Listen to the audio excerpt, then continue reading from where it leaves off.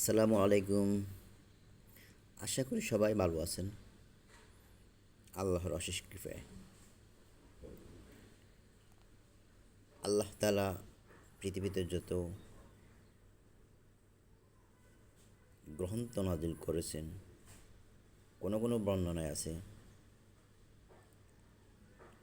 ১০৪টা আসমানি কিতাব আল্লাহ তাআলা পৃথিবীতে নাজিল করেছেন বিভিন্ন নবী রাসূলের উপর। এরই মধ্যে সবচেয়ে গুরুত্বপূর্ণ, সবচেয়ে বড় যে কিতাব সেটা আল কোরআন, যা রাসূলুল্লাহ সাল্লাল্লাহু আলাইহি ওয়াসাল্লামের উপর নাজিল করা হয়েছে। আমাদের নবী শেষ নবী মুহাম্মদ সাল্লাল্লাহু আলাইহি সাল্লামের উপর যে কিতাব নাজিল করা হয়েছে সেটাই হলো আল কোরআন। এই কোরআনে এমন কিছু বাদ যায়নি যাহা দৈনন্দিন জীবনে মানুষের দরকার। আপনি এই কোরআনে সায়েন্স, ইতিহাস, সাহিত্য সব কিছুই কোরআন পাবেন। অথচ আমরা এই কোরআন বুঝি না। আর এই কোরআনটা এত কঠিন করে আল্লাহ নাজিল করেন নাই।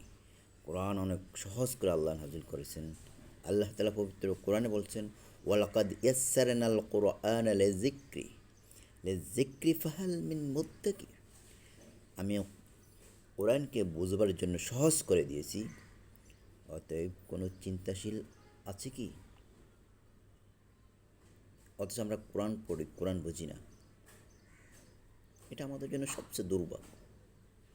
আসুন, আপনারা আমার চ্যানেলটা সাবস্ক্রাইব করুন এবং কোরআন বুঝুন। এই কোরআন বোঝার জন্য আমি আমার চ্যানেলে, আমি আমার ইউটিউব চ্যানেলে প্রতিদিন কিছু কিছু ভিডিও আপলোড দেব, যাহাতে আপনারা কোরআন বুঝতে পারেন। ধন্যবাদ সবাইকে।